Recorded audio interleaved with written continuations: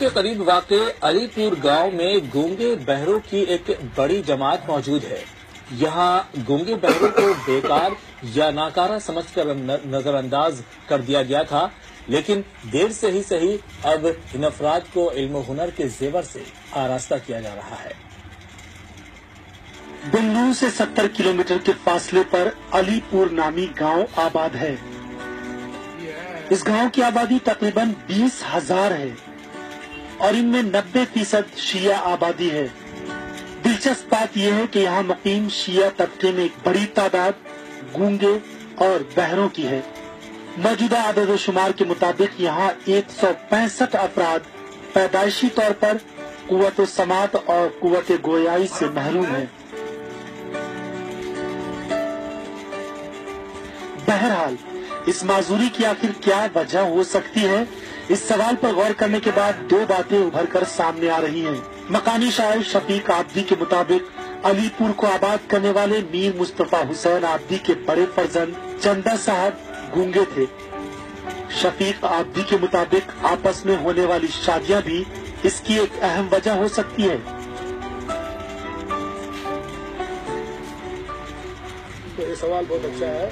तो पीछे मतलब कई सालों पहले हम सीखना चाहते तो बहुत प्रॉब्लम हो जाता, नहीं होता, क्योंकि हम सीधे रास्ते पे नहीं चलते थे, भटक भटक के चल रहे थे।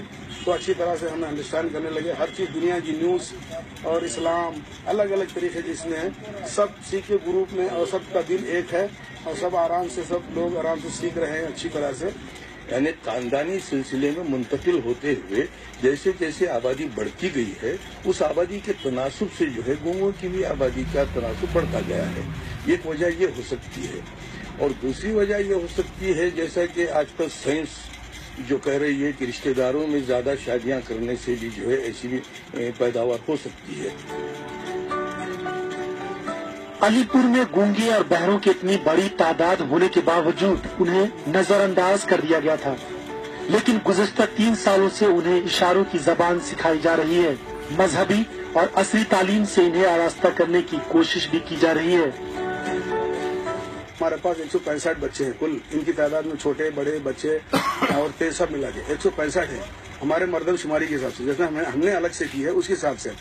बाद में मैंने सोचा कि इनको कुछ न कुछ इनकी स्टेबल लाइफ जिंदगी है, दुनिया भर में इनकी भी एक लैंग्वेज है, इनका भी कुछ हक है, उस हिसाब से मैंने इनको ऊपर ले गया है। अब इनको मैं ऐसे ट्रेन कर रहा हूँ, जो छोटे छोटे बच्चे हैं उनके अलग से स्कूल ओपन करेंगे, स्पेशल स्कूल, और जो बड़े बड़े बच्चे हैं उनको दूसरे जैसे कि जो काम हैं, जो दूसरे अलग अलग जो टेलरिंग है, वीडियोग्राफी है, फोटोग्राफी है, इस तरह से ट्रेनिंग भी कुछ दिए हैं। साइन लैंग्वेज सिखाने वाले मोहम्मद फाजिल कहते हैं कि वो उन अफराद को इशारों की 2 जबानें सिखा रहे हैं, एक मकामी और दूसरी अमेरिकी जबान। दिलचस्प बात यह है कि माह मुहर्रम के मौके पर पहली मर्तबा इन अफराद के लिए अलहदा मजलिस मुनक़िद हुई। अंजुमन जाफिया के तहत मुनक़िदा इस मजलिस में इशारों के जरिए गूंगे और बहरों को करबला की दास्तान समझाई गई।